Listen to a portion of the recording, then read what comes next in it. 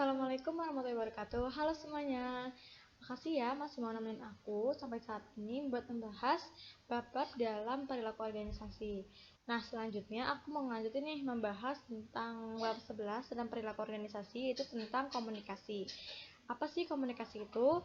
Jadi, komunikasi itu merupakan perpindahan dan memahami arti. Maksudnya adalah komunikasi ini kan interaksi antara dua orang atau lebih. Seseorang yang mengirim pesan melakukan perpindahan pesan atau perpindahan arti, lalu seseorang yang menerima itu memahami arti. Jadi komunikasi itu merupakan perpindahan dan memahami arti. Komunikasi itu yang seperti yang sudah dijelaskan tadi, komunikasi itu merupakan interaksi antara dua orang atau lebih. Jika hanya satu orang, sulit dikatakan untuk itu bahwa komunikasi, karena kepada siapa pesan itu berpindah dan siapa yang memahami pesan itu tidak jelas. Nah, itu dia merupakan sedikit penjelasan dan pengertian tentang komunikasi. Selanjutnya ada fungsi komunikasi. Fungsi komunikasi itu ada 4, yaitu fungsi pengendalian, motivasi, pernyataan emosional, dan fungsi informasi. Yang pertama ada fungsi pengendalian. Fungsi pengendalian ini berperan mengendalikan perilaku anggota dalam berbagai cara. Contohnya, para manajer itu mengendalikan perilaku anggotanya dalam berbagai cara. Misalkan, para manajer memberikan instruksi untuk melakukan kegiatan. Lalu yang selanjutnya ada motivasi. Fungsi motivasi ini berperan menjelaskan kepada para pekerja mengenai apa yang harus mereka lakukan. Jadi di dalam fungsi motivasi ini lebih ke arah bagaimana memotivasi para pekerja dan memberitahu kepada pekerja apa saja yang harus mereka lakukan. Lalu yang selanjutnya ada pernyataan emosional. Pernyataan emosional ini berperan menampilkan emosional seseorang terhadap sesuatu yang dirasakan. Mungkin ini sudah dapat dipahami ya. Lalu selanjutnya ada fungsi informasi. Fungsi informasi ini berperan menyampaikan informasi dan berperan menyampaikan informasi dari berbagai sumber dan memfasilitasi pengambilan keputusan. Jadi sebelum adanya pengambilan keputusan, pastikan diperlukan informasi dari berbagai sumber untuk mengambil sebuah keputusan. Nah, selanjutnya ada arah dalam komunikasi. Arah dalam komunikasi dibagi menjadi 3, yaitu komunikasi ke arah bawah, komunikasi ke arah atas, dan komunikasi lateral. Komunikasi ke arah bawah yaitu komunikasi yang mengalir dari suatu tingkat dari sebuah organisasi ke level yang lebih rendah.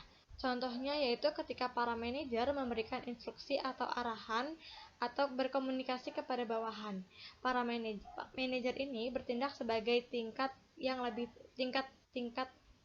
dari tinggi dari sebuah organisasi, dan para bawahan bertindak sebagai level yang lebih rendah. Lalu ada komunikasi ke arah atas. Komunikasi ke arah atas ini merupakan kebalikan dari komunikasi ke arah bawah. Jika komunikasi ke arah atas tadi merupakan komunikasi ke arah bawah, maksudnya tadi merupakan instruksi dari atasan ke bawahan, komunikasi dari arah ke arah atas merupakan komunikasi yang mengalir dari level yang lebih rendah ke level yang lebih tinggi. Komunikasi ke arah atas ini merupakan bentuk umpan balik dari komunikasi ke arah bawah. Jadi perlu digarisbawahi, komunikasi ke arah atas ini merupakan bentuk umpan balik dari komunikasi ke arah atas. Contohnya yaitu para bawahan menerima instruksi atau menerima komunikasi dari para manajer atau para atasan. Lalu contohnya itu para bawahan yaitu menyampaikan keluhan atau menyampaikan tanggung jawabnya, menyampaikan keluhannya, menyampaikan deskripsi pekerjaannya, menyampaikan hasil pekerjaannya kepada para atasan. Lalu yang selanjutnya ada komunikasi lateral. Komunikasi lateral ini yaitu bentuk komunikasi yang mengalir secara horizontal. Jadi di dalam komunikasi lateral ini tidak ada tingkatan level. Jadi komunikasi lateral ini sama rata atau komunikasi secara horizontal. Contohnya yaitu komunikasi antar anggota dan komunikasi sesama antar para manajer. Lalu ada proses komunikasi. Di sini terdapat gambar diagram tabel proses komunikasi, yaitu pertama ada pengirim pesan. Pengirim pesan ini membawa pesan yang akan dikirim, lalu selanjutnya pesan ini disandikan. Maksudnya pesan ini disandikan itu, pesan ini diubah menjadi bentuk-bentuk simbol atau sandi dari pesan tersebut. Lalu masuk ke saluran. Saluran ini merupakan saluran pilihan pesan ini akan disampaikan bagaimana sih dalam bentuk saluran apa gitu. Lalu setelah mengetahui saluran ini disampaikan dalam bentuk apa, selanjutnya ada dalam penerima. Penerima ini pesan itu diterima, lalu pesan penerima ini memahami sandi atau kode yang telah disampaikan oleh pengirim. Nah, setelah penerima ini memahami isi pesannya, lalu penerima ini memberikan umpan balik kepada pengirimnya. Nah, tadi kan ada saluran komunikasi. Nah, saluran komunikasi ini terbagi menjadi dua, yaitu saluran informal dan saluran formal. Saluran formal itu saluran komunikasi yang telah ditetapkan oleh organisasi untuk mengirim pesan-pesan yang terkait aktivitas profesional. Jadi,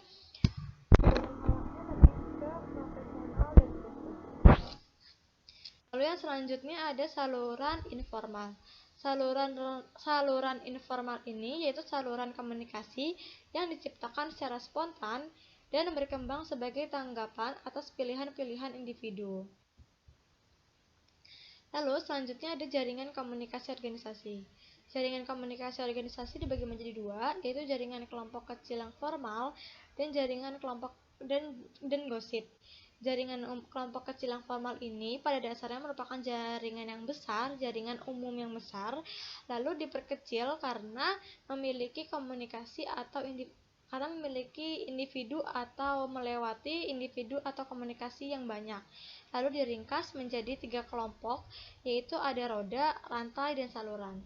Kelompok roda yaitu bergantung pada sosok sentral untuk bertindak sebagai saluran komunikasi. Contohnya yaitu komunikasi pada para manajer. Manajer bertindak sebagai sosok sentralnya. Lalu yang selanjutnya ada rantai. Rantai ini komunikasi mengikuti perintah yang formal atau resmi. Contohnya itu kebijakan. Lalu yang selanjutnya ada saluran.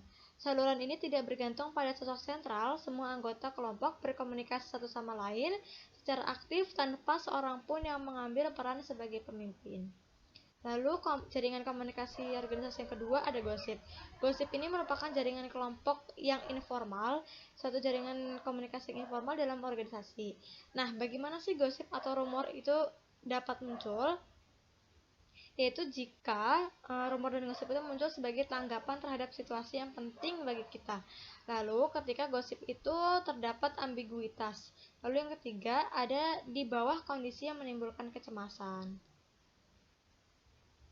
Selanjutnya ada mode komunikasi. Mode komunikasi itu terbagi menjadi 3, yaitu komunikasi lisan, komunikasi tulisan, dan komunikasi nonverbal. Komunikasi lisan ini komunikasi yang disampaikan dengan menggunakan lisan atau pesan suara. Nah, komunikasi lisan ini memiliki kelemahan, yaitu semakin pesan ini disampaikan melalui orang banyak, beresiko tinggi untuk penyimpangan pesan yang disampaikan.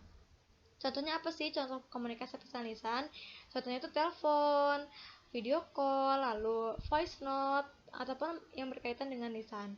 Lalu selanjutnya ada komunikasi tulisan. Komunikasi tulisan ini komunikasi yang disampaikan dengan menggunakan bentuk tulisan. Komunikasi tulisan ini juga memiliki kelemahan, yaitu sedikit lebih lambat sampai ke penerima karena membutuhkan waktu untuk ditulis. Contohnya apa? Contohnya itu surat, email, blog, lalu Twitter, seperti itu. Lalu selanjutnya ada komunikasi nonverbal. Komunikasi nonverbal ini yaitu komunikasi yang disampaikan melalui gerakan-gerakan tubuh, ekspresi, dan intonasi. Jadi, komunikasi nonverbal ini menggunakan gerakan tubuh dalam menyampaikan informasinya. Contohnya itu komunikasi misalkan oke gitu. Oke merupakan bentuk dari oke gitu kan, atau siap gitu merupakan bentuk komunikasi nonverbal. Lalu yang selanjutnya ada kesempurnaan saluran. Apa itu kesempurnaan saluran? Kesempurnaan saluran merupakan jumlah informasi yang dapat dikirimkan selama satu periode komunikasi. Nah, bagaimana saluran itu dikatakan sempurna? Apabila mampu menangani berbagai macam syarat secara simultan. Lalu yang kedua, memfasilitasi umpan balik secara cepat.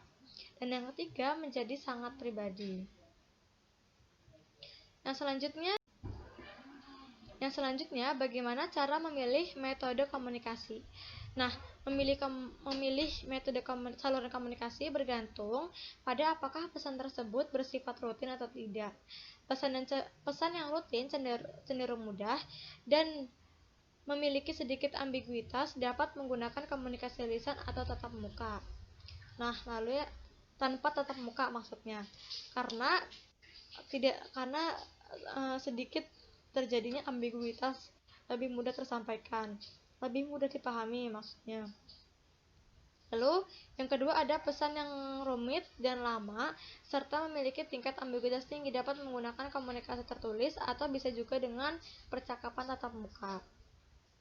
Selanjutnya ada faktor-faktor yang membuat pesan itu menjadi lebih atau kurang persuasif, yaitu ada faktor pemrosesan otomatis dan dikendalikan, tingkat ketertarikan, pengetahuan sebelumnya, kepribadian, dan karakteristik pesan. Nah, apa tadi sih pemrosesan yang otomatis dan dikendalikan? Jadi, pemrosesan otomatis itu suatu pertimbangan yang relatif dangkal atas bukti dan informasi yang menggunakan penggunaan heuristik. Sedangkan pemrosesan dikendalikan merupakan suatu pertimbangan terperinci mengenai bukti dan informasi dengan bersandar pada kenyataan, gambar, dan logika. Selanjutnya ada hambatan-hambatan dalam komunikasi, yaitu contohnya ada penyaringan, pemilihan persepsi, informasi yang berlebih, emosi, dan berbohong. Kita jelaskan contoh dua saja dalam hambatan komunikasi. Contohnya itu ada informasi yang berlebih. Semakin informasi ini berlebih dan berkembang di masyarakat, menjadi banyak persepsi menjadi banyak pemikiran di dalam masyarakat yang beredar. Jadi pesan itu tidak lagi yang tadinya A menjadi B, yang jadinya B jadi C, seperti itu. Lalu hambatan yang kedua itu emosi. Rata-rata orang yang menyampaikan emosi itu disertai dengan emosi, baik emosi sedih, jadi seseorang itu tidak dapat mengungkapkan emosinya, atau emosi itu disertai dengan marah misalkan. Jadi komunikasi itu disertai dengan tindakan. Nah, ini merupakan beberapa contoh dari hambatan dalam komunikasi. Sebenarnya masih banyak lagi contoh-contoh hambatan dalam organisasi. Nah, mungkin sekiranya itu saja yang dapat saya sampaikan. Semoga penjelasan saya dapat dipahami.